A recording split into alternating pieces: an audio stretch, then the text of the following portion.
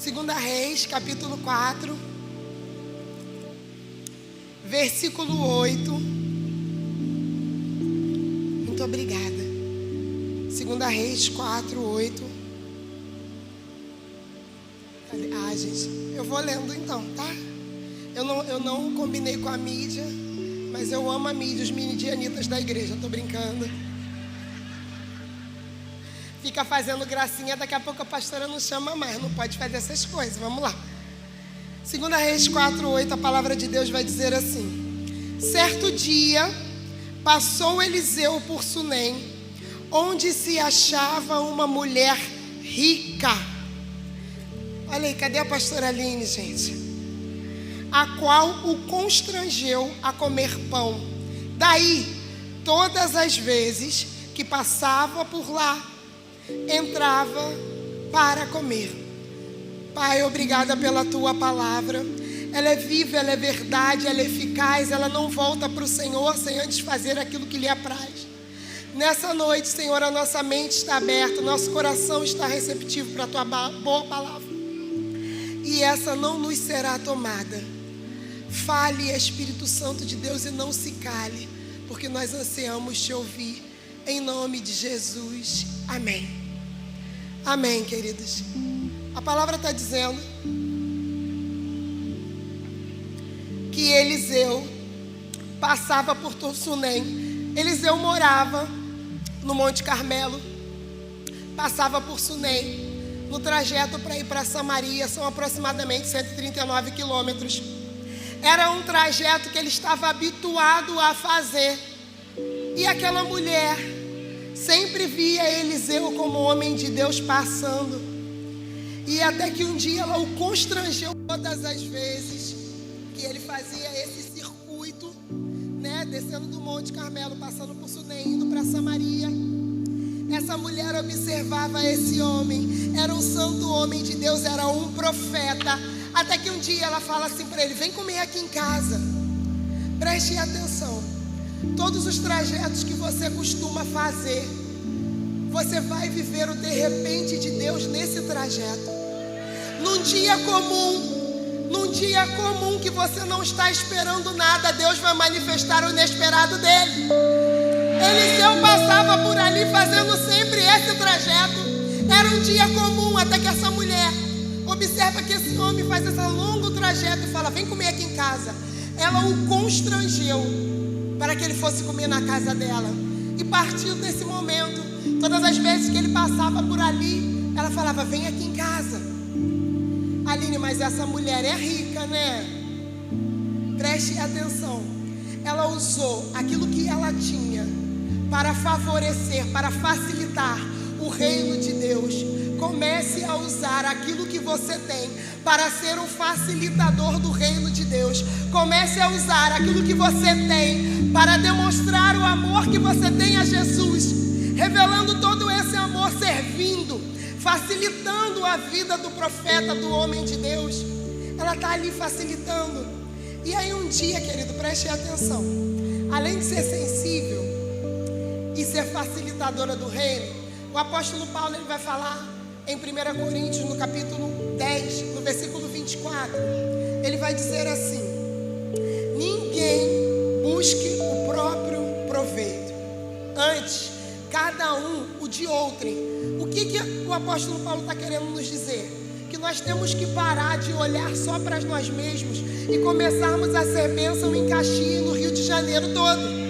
Nós temos que parar de olhar apenas para a nossa situação e começarmos a ter a sensibilidade do que o outro está passando, o que o outro está precisando, de olharmos para o lado e falarmos assim: bem, eu estou vendo que essa pessoa tem essa necessidade, então eu vou suprir essa necessidade com aquilo que eu tenho. A gente está falando, e muitas das vezes, quando a gente começa a ler o texto falando que ela era uma mulher rica, aí a gente pensa assim: é fácil para uma mulher rica ser facilitadora. Mas no começo do capítulo vai falar da esposa de Obadias, que o marido morre, ela fica viúva. E entre uma mulher viúva e pobre e uma rica, tinha algo em comum. As duas necessitavam de um milagre. O que as faziam em comum era que as duas necessitavam de um milagre. E as duas eram generosas, porque a viúva de Obadias, o marido dela, quando Jezabel manda matar os profetas, ele esconde 100 profetas e o alimenta. Deus nunca vai ser indiferente àquilo que você já realizou para o reino. Deus nunca vai esquecer a sua doação. Deus nunca vai esquecer a sua generosidade. Deus nunca vai esquecer o seu ato de amor. Deus nunca vai esquecer aquilo que você faz para abençoar um profeta. Vocês estão aqui, querido? O profeta pode esquecer, as pessoas podem esquecer, mas Deus não está indiferente. Deus não está indiferente. O trabalho no Senhor não é vão. Ser generoso nos faz prosperar. Vocês estão aqui comigo, igreja? E a palavra vai dizer assim no versículo 9.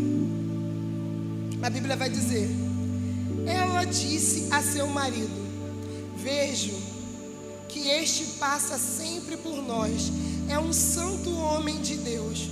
Façamos-lhes, pois, em cima um pequeno quarto, uma obra de pedreiro, e ponhamos ali uma cama, uma mesa, uma cadeira, um candeeiro. Ela está falando para o marido dela assim: vamos fazer aqui em cima de casa um quarto? Preste atenção, essa mulher não é só generosa, ela é sábia. Por que ela é sábia? Porque ela sabe a hora de falar com o marido.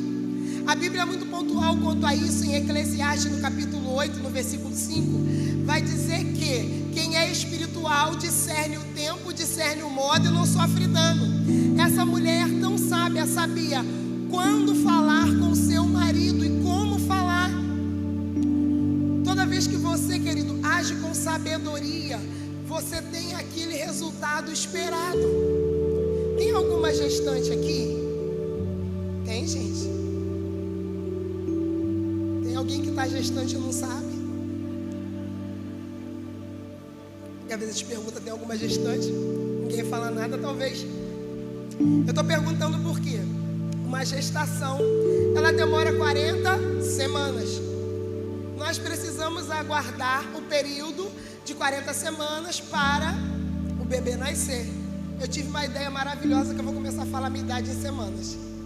Que aí o pessoal vai começar a contar. Entenda, se o bebê ele nasce de 12 semanas, ele é abortado. Se ele nasce a partir de 6 meses, é prematuro. Agora, quando ele nasce a partir de 36 semanas, significa que ele já tem a maturação necessária para nascer. Então preste atenção, nada na sua vida vai morrer de forma prematura. Você vai concluir todas as etapas, porque Deus, Ele acelera o processo, mas não queima etapa. Isso que você está passando é para gestacionar seu milagre. Isso que você está vivendo é só um período. Vocês estão aqui? Essa mulher, ela está discernindo o tempo para falar com o marido, porque tudo que é feito fora do tempo é abortivo, gera dano. Ela está tendo sabedoria para falar no tempo certo. E falando no tempo certo, agindo da forma certa, o que o marido faz? Claro, meu bem. Ela está vendo uma necessidade, para suprir a necessidade, ela escolhe o tempo e a hora certa para falar. Ela não fala no tempo errado, na hora errada. Muitas das vezes você não tem vivido coisas porque está falando a coisa certa no período errado. O que você está falando é correto, mas não é a hora. Seja uma mulher espiritual, cheia do Espírito Santo, saiba a hora que você precisa falar. Eu sei que, segundo a ciência, a mulher tem 6.000 palavras por dia.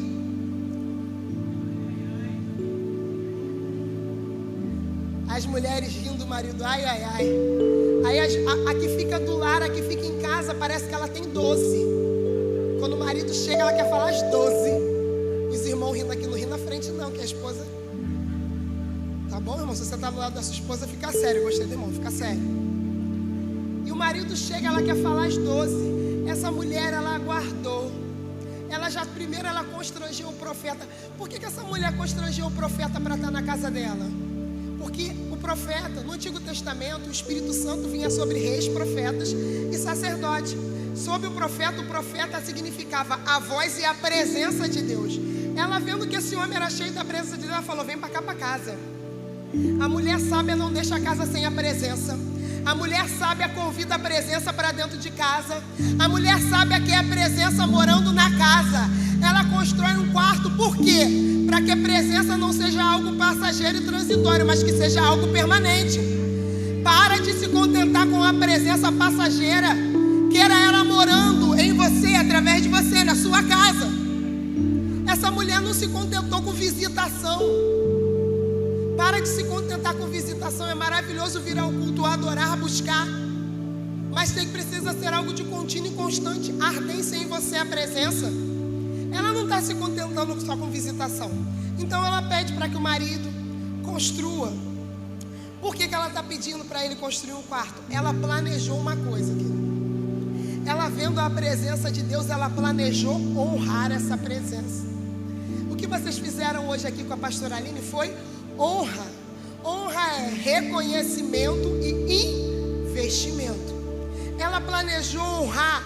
E quem semeia a honra, colhe milagre. Essa mulher, ela não queria nada além da presença na casa dela e honrar a presença. E quando ela está semeando essa honra, Deus olha e fala: vou conceder milagre por causa da honra. Tem gente que não recebe honra porque não honra ninguém. Ai, pastora Aline recebendo um monte de honra. Querida, você não honra ninguém. Você não abençoa ninguém. Você vê a necessidade, e quando você vê uma necessidade, a palavra fala que é para você suprir a necessidade. Não é para você falar: será que o pastor Leandrinho não está vendo isso? Será que o pastor Aline não está vendo isso? Se Deus mostrou para você, o provedor da necessidade é você. Se Deus mostrou para você, quem supre a necessidade é você.